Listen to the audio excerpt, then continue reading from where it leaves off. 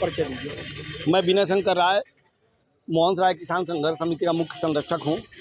कल राहुल गांधी रैली लेकर बनारस में आए, पैदल यात्रा, न्याय यात्रा निकाली, उस पर आप क्या कहना चाहेंगे?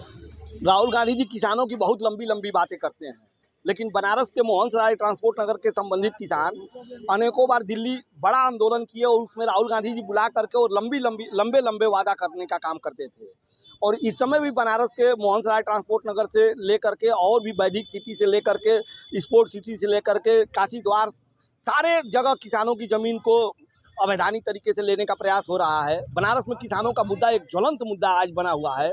और उस बीच में बनारस राहुल गांधी जी की न्याय यात्रा लेकर के आना और किसानों की बात नहीं करना, क्या उनकी न्याय यात्रा कहलाएगी या अभिशाप यात्रा कहलाएगी या किसान विरोधी यात्रा कहलाएगी, या ये कहा जाए कि राहुल गांधी जी को समझ नहीं है, या उनको यहाँ के जो उनके रणबांकुरे हैं कांग्रेस पार्टी के, वो उनको गुमराह कर रहे हैं। अब राहुल गांधी को क्यों टारगेट कर रहे हैं? सरकार तो बीजेपी की है, बीजेपी ऐसे किसानों को रोक रही है जैसे वो आतंकवादी हैं। एकदम प्रधानमंत्री नरेंद्र मोदी जी केवल जब 2014 में जब आए तो उस समय नारा दिए कि बहुत हुआ किसानों पे अत्याचार, अब की बार मोदी सरकार, लेकिन आज तक किसानों के साथ क्या हो रहा है?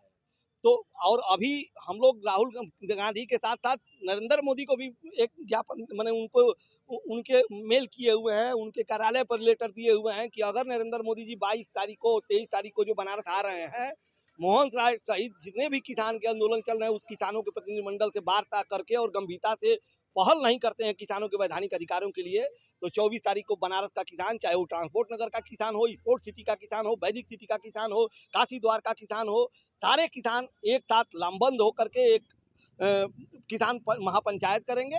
और उसमें सारी राजनीतिक पार्टियों का, चाहे अब राहुल गांधी जी ने किसानों को दुत्कार करके एक किसानों को चुनौती दे दिया है कि उनको केवल बात से मतलब है, उनको केवल न्याय यात्रा करके लफाजी करना है, उनको किसानों के वैधानिक अधिकारों से या उनके सवाल से दिली लगाव नहीं है, केवल बात करना है। किसान वो अगर यहीं पे किसान आंदोलन किया होता, अब मर जाता तो घड़ियालू आंसू बहाने राहुल गांधी वहां पे पहुंच जाते, लेकिन किसान शांतिपूर्ण तरीके से वैधानिक तरीके से आंदोलन कर रहा है, तो क्या उसका सवाल नहीं उनको खड़ा करना चाहिए था? अगर आपकी समस्या हल हो जाती है तो क्या 2024 में बीजेपी को फिर लाएंगे? अगर प्रधानमंत्री नरेंद्र मोदी का ये संसदीय क्षेत्र है, अगर वो अभी संज्ञान ले करके और वो किसानों की समस्या का हल कर दे रहे हैं वैधानिक तरीके से, हम नहीं कह रहे हैं कि वो अवैधानिक कार्य करें या किसी केवल जो भूमि अर्जन एवं पुनर्वास कानून में जो क्लाज है, जो प्रावधान है, उसका पालन कराएं। नरेंद्र मोदी जी का पहले भी ये बनारस के किसान झूम करके वोट देने का कार्य करता था, इस बार भी उनका अपने पैसे से मंच लगाएगा, सभा करेगा और ऐतिहासिक सभा करके उनका स्वागत करेगा, अभिनंदन करेगा। लेकिन अगर किसानों के साथ जिस ढंग से अभी छलावा हो रहा है वही अवैधानिक प्रक्रिया चलती रही, तो इस बार बनारस से ऐतिहासिक विरोध भी नरेंद्र मोदी का होगा और सारी राजनीतिक पार्टियों का होगा। पहले भी किसानों ने धरना दिल्ली में दिया था और आश्वासन सिर पे मिला था जी, तो क्या फिर आप आश्वासन पर सरकार बनाएंगे?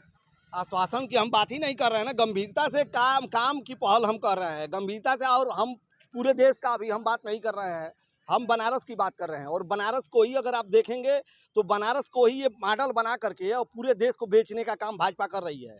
और बनारस में हो क्या रहा है, किसानों के हक और अधिकार पर डाका डाला जा रहा है। तो अगर बनारस में ही इनको अगर हम सबक सिखा देंगे, हमारा जितना दायरा है हम वहीं पे इनसे लड़ेंगे और वहीं पे इनको नेस्तनाबूद करेंगे।